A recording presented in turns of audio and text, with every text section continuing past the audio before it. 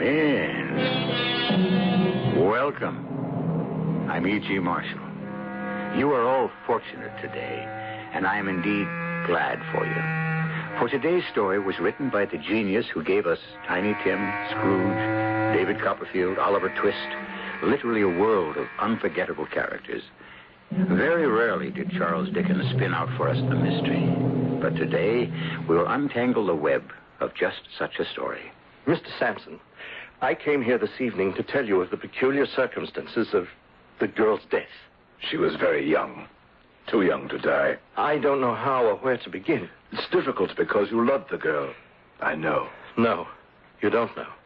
I loved her as I have never loved anyone. But if the whole truth were known, I led her to her death. I murdered her.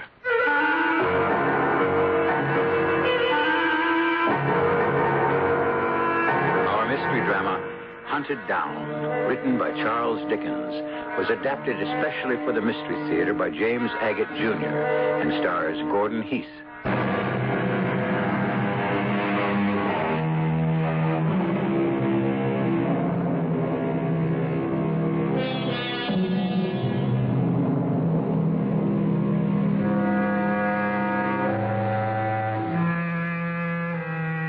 Charles Dickens spent quite a bit of time in the United States. He toured the country reading his stories.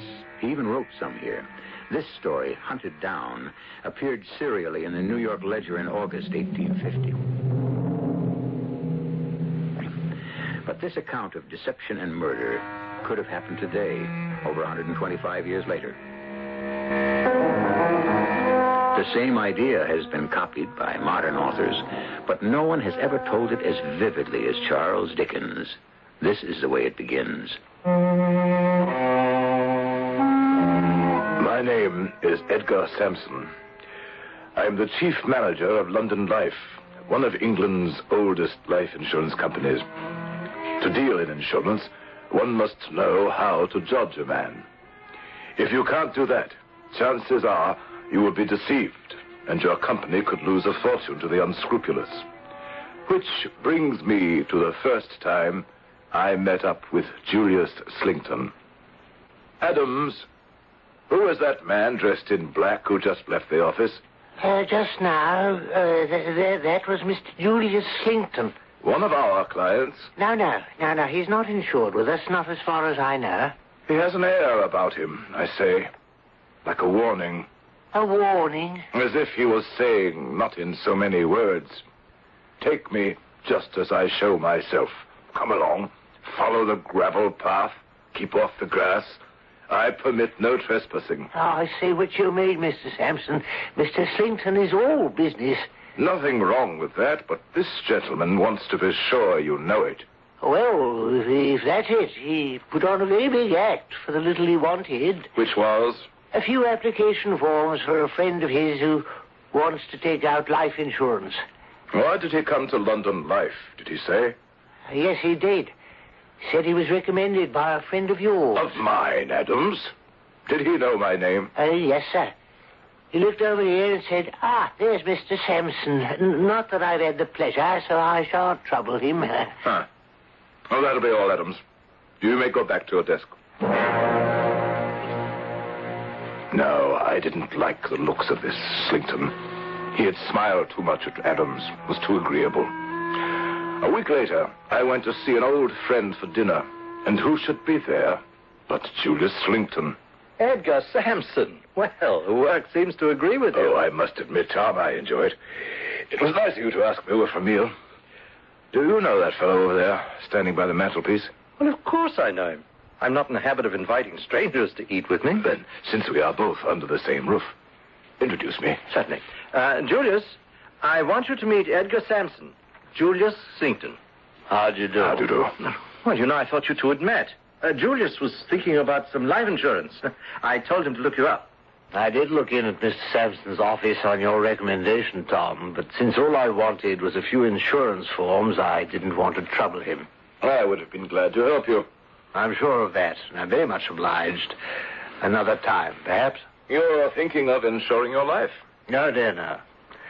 I'm afraid I'm not so prudent as all that. I was inquiring for a friend. I hear that London life has recently suffered a great loss. In money? No, in talent and vigor. I was not aware of it. I speak of your Mr. Meltham. Oh, to be sure. He is a great loss. A young man, so energetic. Yes, it's a shame. You, knew Meltham? Only by reputation. Very young, wasn't he? About 30. To suddenly become incapable of business at that young age. Any reason for his sudden, what should I call it? Oh, my dear Slington, I see Tom is telling us dinner is served. Oh, will you excuse me? What can I tell you? I simply could not bear the fellow. I thought him prying, insincere. And I'm sure he must have realized I was having second thoughts about him. But my reactions didn't stop Slington. He even sat himself next to me, and after dinner, as we were lighting up cigars, there he was again, at my elbow. I didn't want to go into this at the table. But as we were saying before, this young chap, Meltham, who used to work for you, whatever happened, do you suppose that he should suffer, Suffer what, Mr. Slington? I was going to say, a nervous breakdown. Is that what you've heard? In a way. I understand he was actually, how can I put it, broken-hearted. Something about a girl. Although it didn't seem probable to me, Meltham being a young man so distinguished and attractive. Attractions and distinctions are no armor against death. Ah, the lady died. Pardon me, I did not know that. That does make it very sad. Poor Mr. Meltham. She died. Ah, dear me. Lamentable. Lamentable. Do you think this Slington is genuine? Neither did I. Why this commiseration from Meltham, whom he couldn't have known very well, if at all? What was Slington up to? Mr. Sampson, you're surprised to see me so moved about a man I have never known. But I am not so disinterested as you suppose. I have suffered, and recently too, from death myself. I have lost one of two charming nieces who were my constant companions. She died, barely 23, and her remaining sister is far from strong.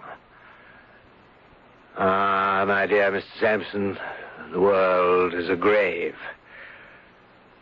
Now, if you'll excuse me, I'll have a word with the ambassador. Well, dear Edgar, you seem to have spent a good part of the evening talking to Slington.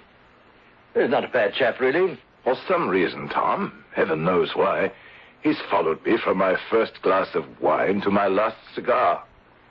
How long have you known him, Tom? Oh, a few months. I met him at Busoni's, the painter. He knew Slington in Italy, where he'd been on holiday with his two nieces. One of them died, and he returned to London. He, wasn't annoying you, was he? Not really. There are some people who travel from house to house, visiting acquaintance to acquaintance, and in that way acquire ready-made friends. Oh, come now, Edgar. Julius Slington is not that much of an opportunist. My dear Tom, when your very livelihood and the success of your company depends upon knowing whom you are dealing with, You saying, Edgar, that some inner voice in you is warning you all may not be what it seems with dear Julius? Precisely. With regard to that gentleman, I should be extremely surprised if all were what it seems. Good morning, Mr. Sampson. That gentleman is here again. He's been waiting to see you. Slington? Yes. Ah, Mr. Sampson, good day to you. It's the matter of the insurance policy. Oh, yes, the forms you brought to your friend. Yes. The fact is, I'm no little taken by surprise by what my friend has done by way of life insurance. Has he filled out the application? He told me so. What is his name, Mr. Slington? Beckwith. Adams, if you have a life application there from a Mr. Beckwith, would you bring it in? You see, Beckwith and I live in the same digs in Middle Temple, top of the same staircase. His door is opposite mine. Here it is, Mr. Sampson. Mr. Alfred Beckwith applies for £2,000 life insurance. Thank you, Adams. Yes, seems to be in order. He names you as beneficiary, Mr. Slington. I never thought he would. I suppose he has no other relatives. Well, it's done all the time. The naming of friends as beneficiaries. Now, you, for your part, must also fill out one of our forms. That night, I was at home when I had a visit from a young man I had not seen in several months. John Meltham. Yes, it's been a long time, Mr. Sampson. Too long, dear John. My boy, you look terrible. What have you been doing with yourself? Well, I'm not up to sorts. John, I don't think you should have quit the company. When a sad event happens through an accident of fate... May I interrupt you, Mr. Sampson? This was no mere sad event, but a tragedy. A great tragedy. Nor, believe me, was it a simple accident of fate. My point is, no matter how tragic, one's days must go on. To do that, the best medicine is to fill your hours with work. Come back to London life, John. We'll welcome you like a shot. I can't do the work. I've lost faith in my ability to judge or understand motives. I would be worthless to you. All because a girl we insured dies. No, let's not talk about it. At any rate, I've decided on another line of work. Something I'd rather do. I hope it pays you well. And I hope you are as good at it as you were in insurance. All of us thought you were a marvelous agent. And your commissions proved it, didn't they? Mr. Sampson, all they proved is I put money ahead of humanity. And that's why I can't say it. It's why Marguerite is dead. I'm sorry the pain is still with you. I loved her, Mr. Sampson. Oh, how I loved her. Death is a part of life, you know. Yes, I can accept that. But not the reason for her death.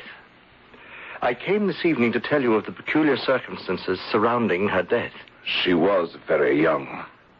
Too young to die. Please. Say nothing. As you wish. I shall sit here and listen. This is very difficult for me to talk about. I'm sure it is. I know. No, you don't. I killed Marguerite. I did. Yet I love that girl as I have never loved anyone before or ever shall again. But if the whole truth were known, I, and I alone, led her to her death. I murdered her.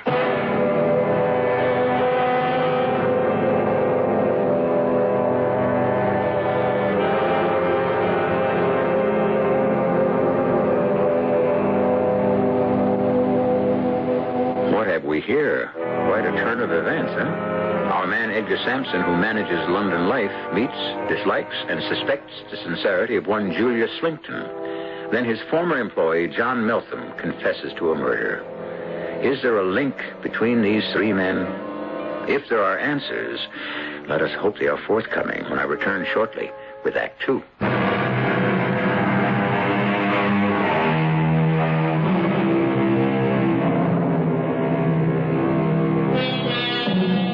Charles Dickens came to his interest in mystery, murder, and the work of detection late in his creative life.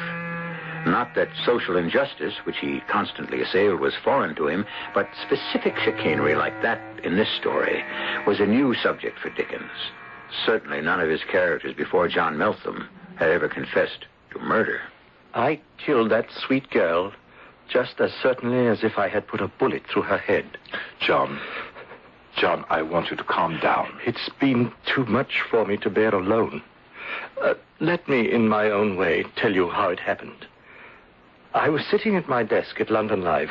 You were away, I believe. Mr. Meltham, there is a young lady come to inquire about insurance. Do you think you can see her? Yes, why, certainly, Adams. What is her name? Oh, I don't need to be announced. I am not royalty. Marguerite Niner. And you, sir? John Meltham. Pray, sit down.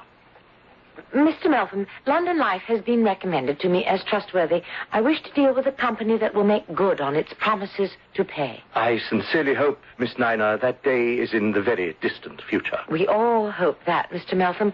But death does not always consult our wishes. Yes, how old are you? 23. You are smiling, Mr. Meltham. Yes, of course we will insure you. But may I say, for one so young and beautiful, it seems to me that you're... I appreciate the compliment. May I have the forms to... Oh, please. May I... Could I have a glass of water? I don't feel at all well. Miss Niner. Miss Niner. Oh, good Lord. She's fainted. Adams, come here, quickly. In a matter of moments, she had come to of her own accord. Adams and I lifted this beautiful creature and carried her to the couch in your office, Mr. Sampson. I had heard she'd some slight indisposition, but I had no idea the poor girl had fainted. Well, she insisted we immediately begin to process her policy. When I asked her if she was under doctor's care, she actually implied they had all given her up. Well, right there, I should have said, my dear young lady, if indeed you have a history of illness, London Life cannot insure you. But she was so intense about taking it out as she lay there, looking at me deeply with her lavender eyes, reaching and touching my heart. But how could I refuse her? I could not. I understand. Extenuating circumstances. I loved her. There could be no other reason. I'm 30 years old, and for the first time in my life, I knew love. John, perhaps insuring Miss Niner without medical approval was foolhardy, but I would hardly call that an act of murder. Why, she was abroad in Italy when it happened. I know now. Marguerite did not die a natural death. You have proof? Not yet. But one must have proof. Let us say I have enough. But whether at this moment I have adequate proof or not, I shall follow the person I believe directly responsible until the ends of the earth. Surely the police... Oh, no. Now, they may have this person later. For now, it is my satisfaction to avenge the deed. John, I believe the death of this young lady is something you should completely erase from your mind. It is unhealthy to dwell upon it, and it could wreck your life. And supposing you were wrong, that hers was a natural death. I cannot forget the day she passed away. It was only 1 month to the day her life policy went into effect. It was also the day I had purchased a wedding ring. It was quite late when John Meltham left my house. We kept in touch, and in September, I went down to Eastbourne for a breath of sea air.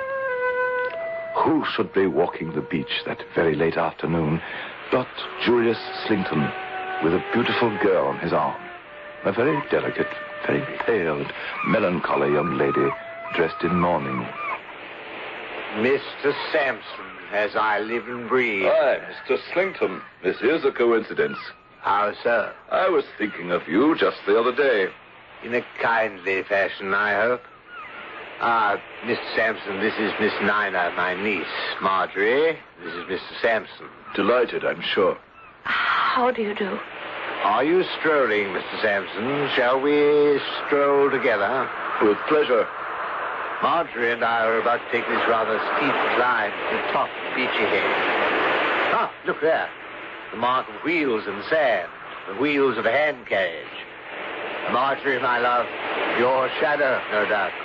Miss Niner's shadow? Not a sun shadow. Marjorie, my dear, tell Mr. Sampson. There is nothing to tell except that I constantly see the same invalid old gentleman at all times, wherever I go. When I'm strolling the beach or, as we are now, mounting the path to the cliffs. There he is, within sight, being wheeled about in a bath chair. Strange. Does he live in Eastbourne? He is staying here. Do you live in Eastbourne? No. Also merely staying.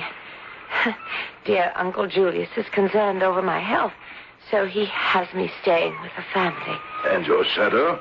My shadow, I fear, is like myself. Not very robust. He's always bundled up. You can hardly see his face.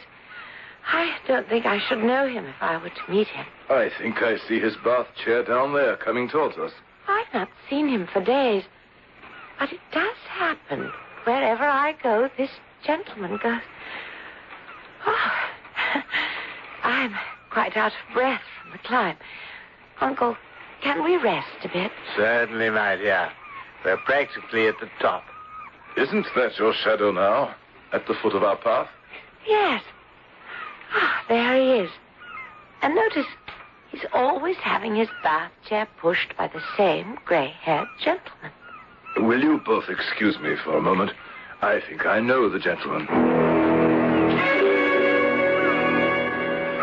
Good evening, Mr. Sampson. I'm glad you arrived before it got dark. John, I must congratulate you upon your disguise.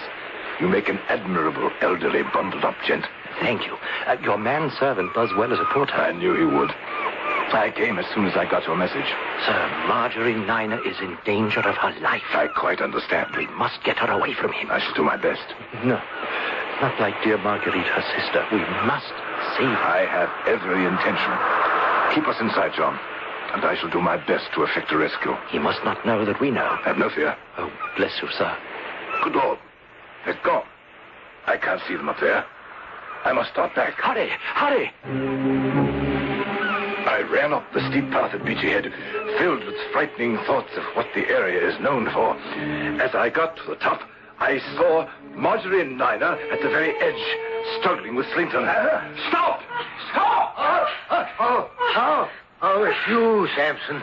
Oh, thank heaven. I thought we'd lost her. Miss Niner, what is it? I don't... No, right. I was just looking down there at those... sharp, jagged rocks, and I must have lost my balance or something. It felt like I was being pushed, or... Now and then I heard you cry, stop, and then Uncle Julius reached out, and he caught me. He caught me before I fell. Oh, my dear Marjorie, I think this climb was too much for you. But it was your idea, Uncle. Are you all right, Miss Niner? Thank you. Yes, Mr. Sampson. Well, Mr. Sampson, who was he? I beg your pardon? Marjorie is dying to know who her shadow is. Ah, yes, the old gentleman. He is an intimate friend of our mutual friend, Tom, at whose house we first met. A certain Major Banks, the old East India director. You have heard of him? Banks? Never. Very rich, Miss Niner, but very old and very crippled. He has been much interested in you, even at long range. He was telling me of the affection he observed between you and your uncle. Our affection was always a strong one, for we had but few near ties. There are but two of us. Sampson, would you be a good fellow and sit here with my niece while I run back and fetch her medicine? I shall be glad to. Oh, Uncle, I'm putting you to such trouble. It's hateful tasting stuff. I shall be as quick as I can. Please be careful. It's almost dark now and the path is steep. Don't worry, my dear. Half an hour or so and I shall be back. He is such a good man. Miss Niner, tell me more about your uncle. Oh, you have no idea. The way he cared for my sister. His untiring devotion to her strange illness. Strange. What? She just wasted away. No one could ever explain it satisfactorily. Your sister passed away in Italy. Yes. How did you know? We were taking a journey, mostly for her health, and in this little town high in the Dolomites, where there was no doctor, no help whatsoever, she passed away. They had her buried there. You have no family? No one to wish her remains back in England? Marguerite and I are orphans. We have no money, no one, nothing. Oh, I signed a little insurance over to Uncle Julius, as did Marguerite. Otherwise, we were quite alone in the world until he came into our lives. He made us call him Uncle, but we're not related, really. May I call you Marjorie? Certainly. I ask that because someone very dear to your sister is very dear to me, and is much concerned over your well-being. He has a right to be so.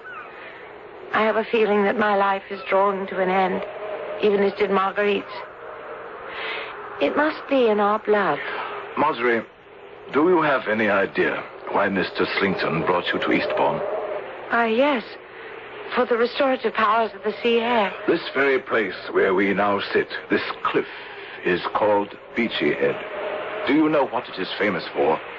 In all of England, what Beachy Head is known for? No. Suicides. What? You heard me right. Suicides. When I came up the cliff path just now and saw you in your uncle's arms, suicide is what flashed to my mind. If you had dropped over the edge, would it have looked like suicide? But I thought I tripped. And you thought he caught you? Perhaps. What are you saying, Mr. Sampson? And the medicine you find distasteful, does it not make you feel worse rather than better? Uncle Julius said one must expect that. Why must one? Marjorie, time presses. Heed my warning. Collect your strength, your resolve. Had you been alone up here, one misstep, and this moment you would be lying shattered on those rocks below. Believe me, the next time your life will not be spared. I cannot believe you. You must. As your friend, as your sister's friend, I entreat you, Marjorie, without one moment's loss of time, come with me, and I shall bring you to the man you call your shadow. He can tell you better than I of the danger to your life. I had barely the time to run with her to the bath chair where Melton was waiting. As the evening star rose into the heavens over Beachy Head, I saw them disappear, and the tall, familiar form of Julius Slington make his way up the cliff to my side. The tall man with his hair parted in the middle had an air about him that said to Edgar Sampson, "Keep off the grass." Now, as he approaches Sampson, the sign seems to read, "Look out. Danger." We have a devious and cunning man, possibly a murderer, pitted against a clever and just man. What happens will be revealed when I return in a few moments with Act 3.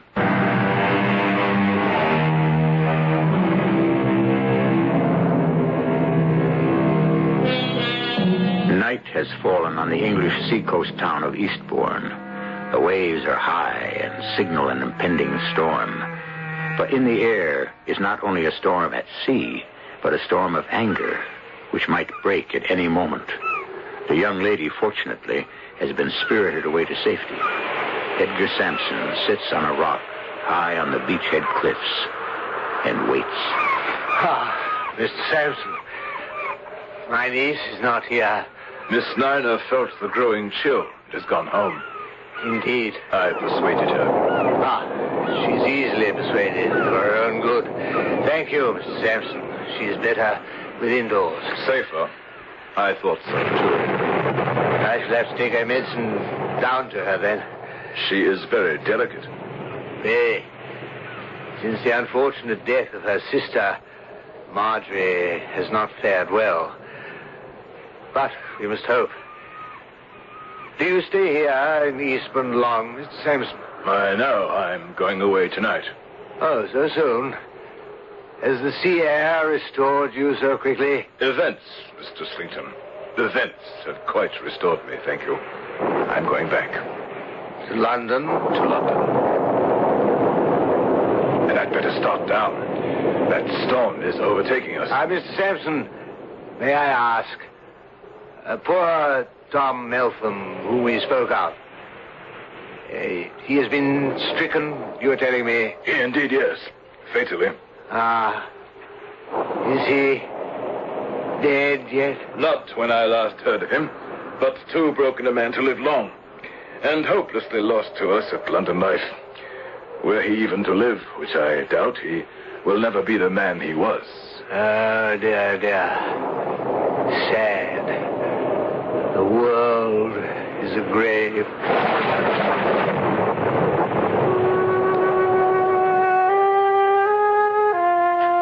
A few days later, I arranged to see Marjorie Niner in London.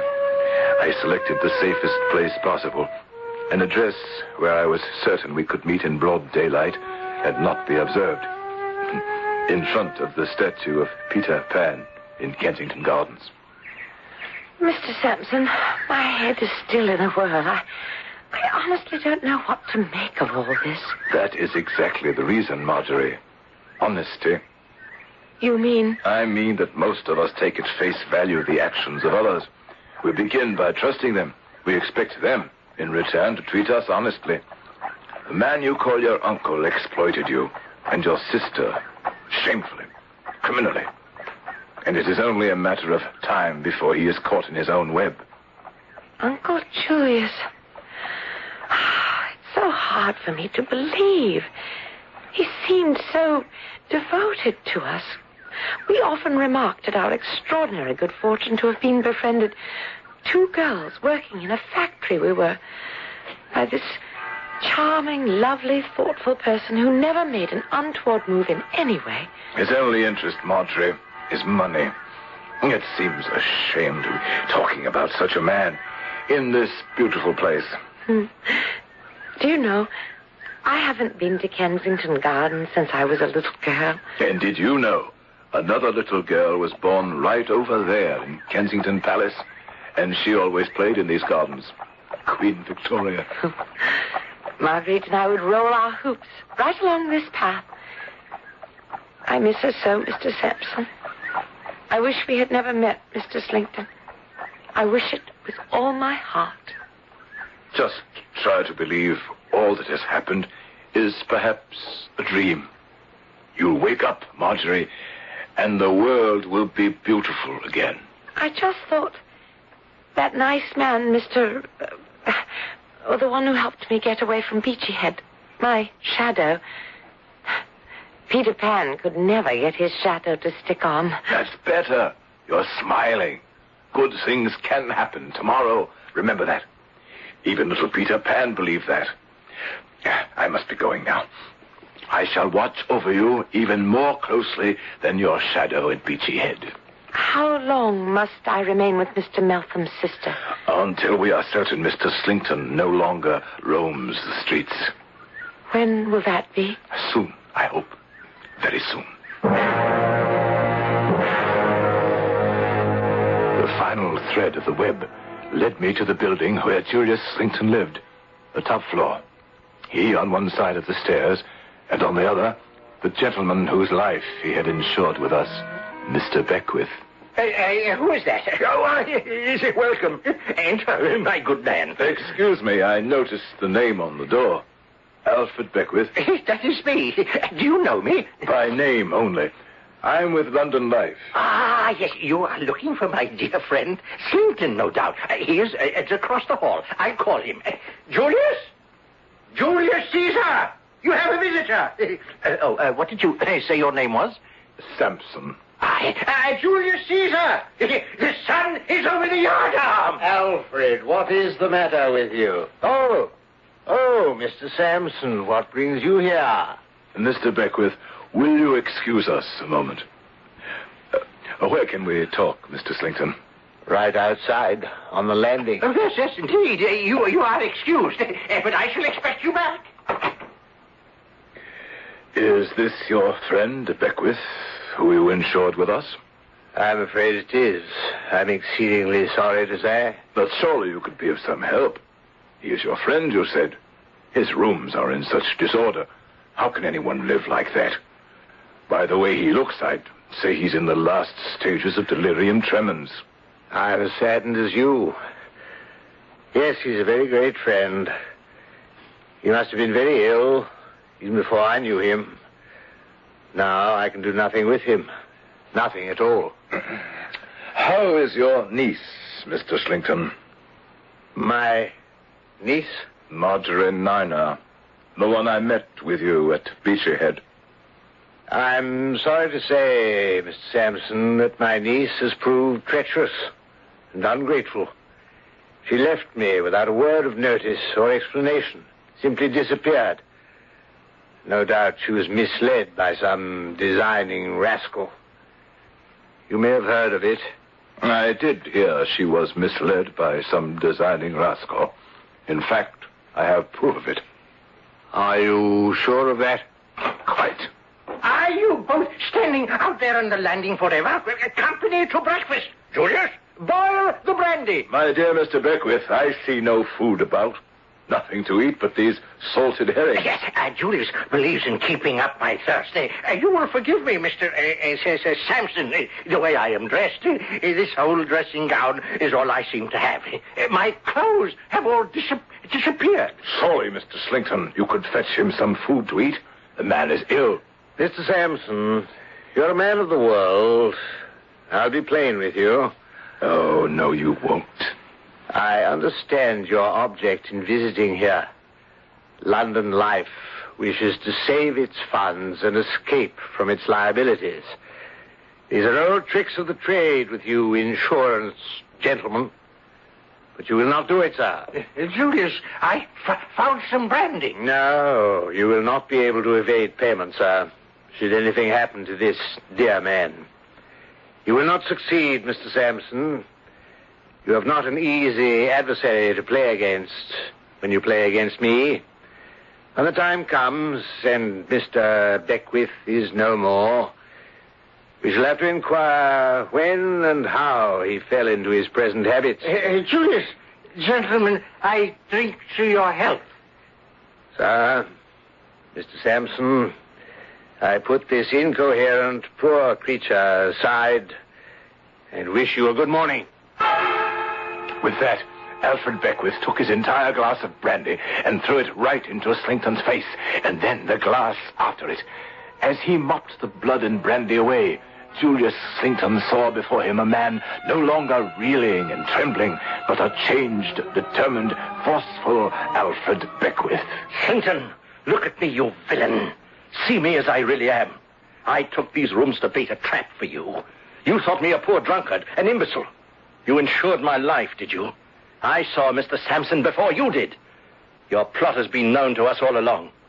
Having baited you with a prize of £2,000, you were going to kill me off with brandy.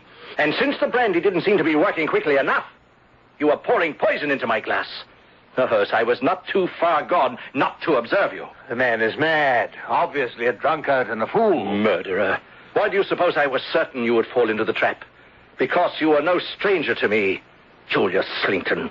I knew you, murderer, who for so much money had poisoned one innocent girl while she trusted you and was on the point of killing another. Are we going to stand here, Mr. Sampson, and listen to the ravings of this lunatic? Perhaps we had better. But while you may be able to deceive your young ladies, this old bird was not fooled. Do you think that I drank all the liquor you plied me with?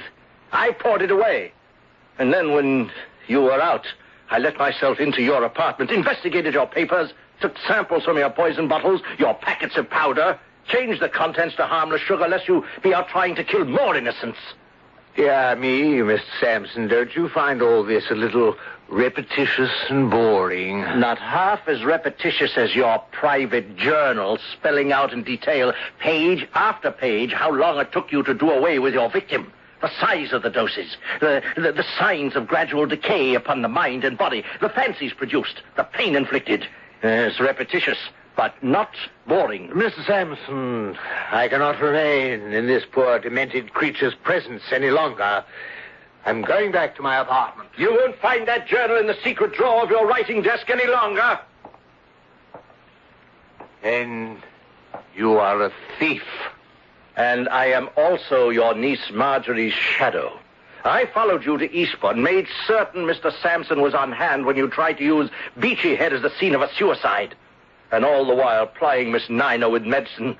You said, medicine indeed. Who are you? Why have you pursued me like this? Are you the police? No, Mr. Slinkton. We are life insurers. We bank on the life, not the death of those we insure. I am not the police. Beckwith, who are you? When you sent the sweet Margaret Nina, whom you murdered, to the office of John Meltham, it fell to his lot to see her, speak with her, give her the insurance forms naming you as beneficiary. But it did not fall to his lot to save her. Having lost her, he had but one object left in life, and that was to avenge her and destroy you. I am John Meltham. Julius Slington was apprehended, brought to trial, and condemned to pay for his crimes with his life. John Meltham, I am happy to say, is beginning to recover from the sadness of having lost his first love. At least, he no longer blames himself for her death. And it may very well be, if he and Marjorie Niner continue to see one another, they will both find a happiness long delayed. As for myself, Edgar Sampson, I look very carefully at the line marked beneficiary in your policy. I try to find out as much as I can before we insure your life.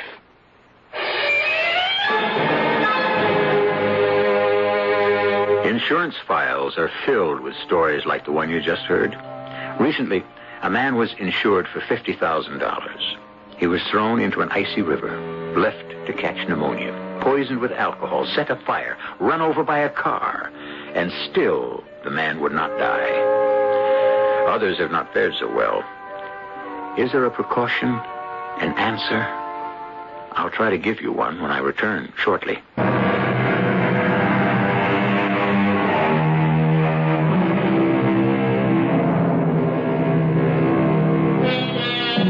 It was over 125 years ago that Charles Dickens wrote this brilliant expose, especially for American readers, serialized in a New York newspaper. Have times and crimes changed that much in well over a century? Deceit for gain, murder for profit? I'm afraid not. The answer, then, is to be on one's guard. Ask, who stands to win if you lose your life? Find out. Be careful, and you may live longer. Our cast included Gordon Heath, Patricia Elliott, Robert Dryden, and Earl Hammond. The entire production was under the direction of Hyman Brown.